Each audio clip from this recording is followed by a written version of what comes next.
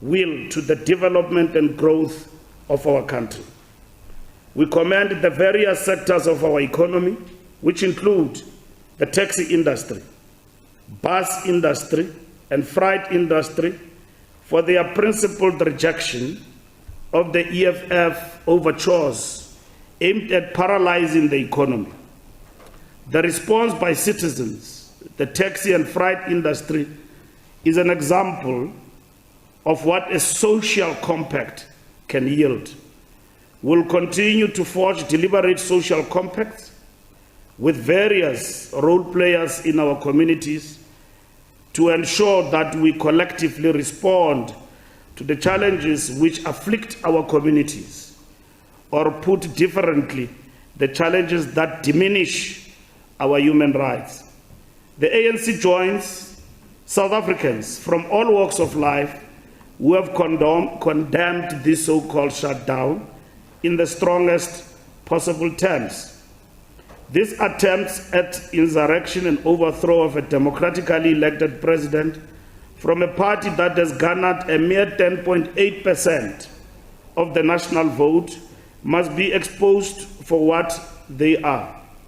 Our people should not be hoodwinked into supporting anarchy and violence under the pretext of service delivery. We call on all South Africans not to heed this call that seeks to reverse the gains of our democracy at the altar of expediency to advance narrow political ends. Following the 55th National Conference of the ANC, we released our resolutions which outline key and immediate tasks arising from conference and articulated in the 2023 January 8 statement. And these tasks, number one, is fixing load shedding and electricity crisis. Focus on service delivery. Grow jobs and the economy through investment and small business support. Deal with crime and corruption. Deepen renewal of the ANC and build a better world in Africa. We are therefore seized with the task of implementing these resolutions aimed at addressing the most pressing challenges facing our people. To this end, the ANC recognizes that it has become exceedingly urgent for it to intensify its work, reinforce its relevance, capability, and credibility so that it continues to be an effective instrument of transformation. This year's State of the Nation address, as well as budget speech, outlines how the ANC-led government is resourcing the outlined priority areas. The ANC is also mobilizing its structures to engage and support communities and encourage their direct contribution towards finding solutions to these challenges. In the coming weeks, we will unveil a program of action which will ensure that our branches are at the center of communities and at the forefront of service delivery to implement ANC resolutions. Though it is still early days, the ANC welcomes positive spin-offs that are starting to show from implementation of the Energy Action Plan. We also note that Eskom projection made on the 22nd January 2023 has materialized.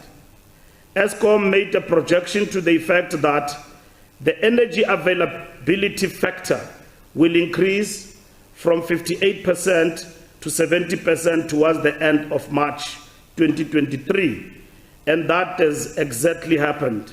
We have no doubt that the relevant authorities will ensure that these improvements are sustained and lead to a continuous reduction and eventual end of load shedding. We wish to reiterate that we will not be sidetracked from the important task of implementing our electoral mandate and continuously improving service delivery in order to make a better life for all, a lived reality by those who are mainly motivated by political opportunism, adventurism, intolerance, undemocratic behavior, dictatorial tendencies, delusions of grandeur, and an attempt to bully citizens who do not agree with them. And that is what this South Africa is all about. And this is what we stand for with all the citizens of our country. And we appreciate the fact that in the rejection of this attempt to shut down the economy and the country, it was rejected by majority of our people. And for once, across the political divide, and the working class of our people, and the people went on with their business as usual. Those who had to go to holidays went to holidays. Those who enjoyed their time wherever they were, they did, exploiting the fact that it was a long weekend. Law enforcement did their job. 530 or plus people were arrested on attempts of anarchy. So don't tell us a story that there was no violence. The previous night here in Braamfontein, there were attempts of violence, hoodwinking students and everyone else to get into acts of violence. Those were thoroughly suppressed by law enforcement, including in Durban, sporadic activities around the country. When the sun rose, the narrative changed from violence to peaceful march. There was no peaceful march. The attempt was to shut down the country. The taxi industry and everybody else in our country rejected that. It did not materialize. If there were people who were supporting the shutdown, are those we saw marching in Pretoria, including to the gates of Brantirio. The majority of our people did not join those activities. We saw sporadic small activities across the country. Law-abiding citizens said, never again will we be part of anarchy in our country. We saw what anarchy did, shut down small businesses in Soweto. And we have said as the ANC that any form of shutdown will not affect anyone else but the poorest of the poor, and in particular small businesses in our country. There are people who closed their shops because they were afraid that they can be attacked, and they did not do business on a holiday. And it affected the hawkers who did not come out at work to come and work because they were afraid to be attacked, because they were given notices by the EFF. They were given notices by the EFF not to come to work. If you organize a people's revolution, it must be embraced by the people. You don't coerce them and bully them that they must join you. They join voluntarily because they believe in the cause you are taking up on their behalf. So that has failed in our country.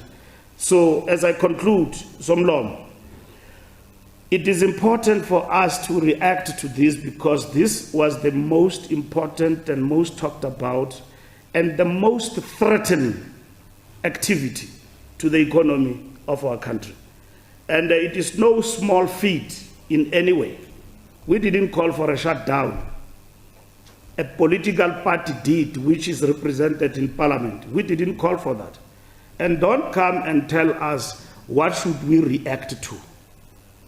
Don't tell us what should we react to. We're a political party in this country.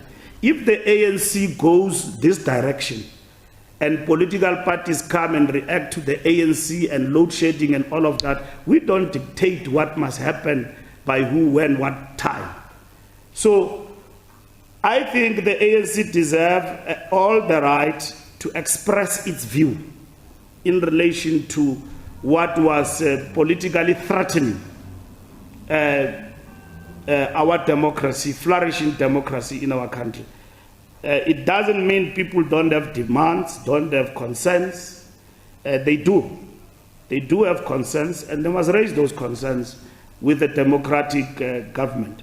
So thank you very much for affording us a space and opportunity to react conclusively with our view on these particular developments. Thank you very much.